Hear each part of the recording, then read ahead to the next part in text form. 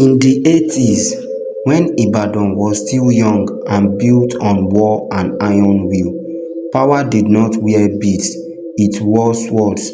Ibadan was not the peaceful city it became now.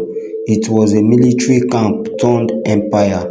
Warriors ruled, titles were earned in blood, wealth came from conquest and trade.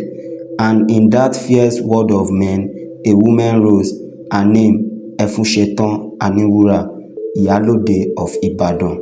Efunsetan did not inherit power, she built it. She became one of the largest traders in the region, especially in tobacco and agricultural produce.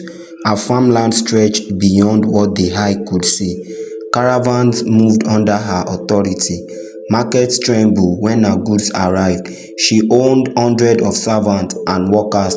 Her compound was more like a kingdom, structured, disciplined, and efficient. She was not just wealthy, she was organized. She understood supply routes. She understood war economics. Eventually, she became Iyalode of Ibadan, the highest-ranking woman in political council. She sat among war chiefs. She spoke during decisions. She influenced strategy, and men listened. But Ibadan was not a marketplace. It was a warrior republic. Its leaders were battle-tested generals like Are Latosha, men who believed in expansion meant survival. Every household was expected to support war campaigns with food, money, or manpower. Efunsetan gave, but she did not bow. She questioned, she challenged, she sometimes will not support when she believed decisions were reckless. In a war camp, a woman questioning a general was explosive. Efunsetan had only a daughter, Adetutu. For all her power and strength, Efunsetan's only soft spot was her only daughter, Adetutu. She was the jewel of her heart. When Adetutu became pregnant, the compound prepared for celebration. Drums were polished, gifts were wrapped in ashoke. But childbirth is a gate between worlds. That night, the sky was restless. Midwives labor, incense burned, prayer rose. The child did not live. Adetutu followed soon after. The wailing that left Efunsetan's throat that night was not human. After that night, laughter never returned fully to her compound. Grief does not always break people. Sometimes it forged them into something unrecognizable. Efunsetan became colder, stricter, watching everything. No pregnancy among her servants were allowed.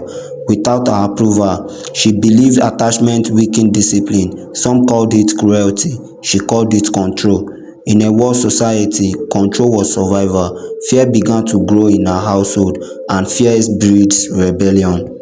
Among her servants was a man named Oladejo, quiet, observant, loyal. He had loved one of the young women, Bolanle. When word reached Efunsetan that one of her female slaves, Bolanle, got pregnant, she saw disobedience, not life. How dare you carry joy when her house is empty? She ordered Bolanle and others found pregnant beheaded. One evening, as the meal was being prepared, Oladejo slipped something into her soup, a slow poison, deadly and silent. He believed grief had blinded Efunsetan. When the food was placed before her, Efunsetan did not eat immediately. She was an Iyalode. She noticed something isn't right. The trembling hands of the server, the sight avoidance in Oladejo's eyes, the unfamiliar scent rising from the steam. She lifted the spoon, set it down. "Bring me the taster," she ordered. The maid hesitated. That says everything. Efunsetan's gaze shifted to Oladejo. In that moment, he tried to flee. Guards seized him, dragged before her.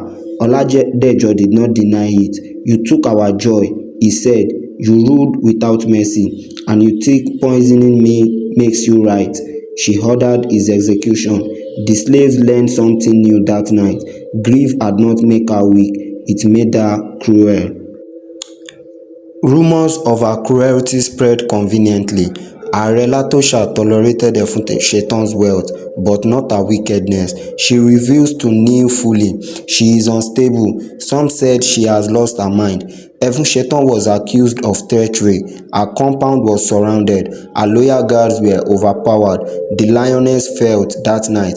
Her wealth was seized. Her empire dissolved. When she fell, Ibadan felt it, because a woman had risen in a war age, and for a certain time she ruled like a king. Thanks for watching. Please kindly like, comment and share for more interesting story like this. Thank you.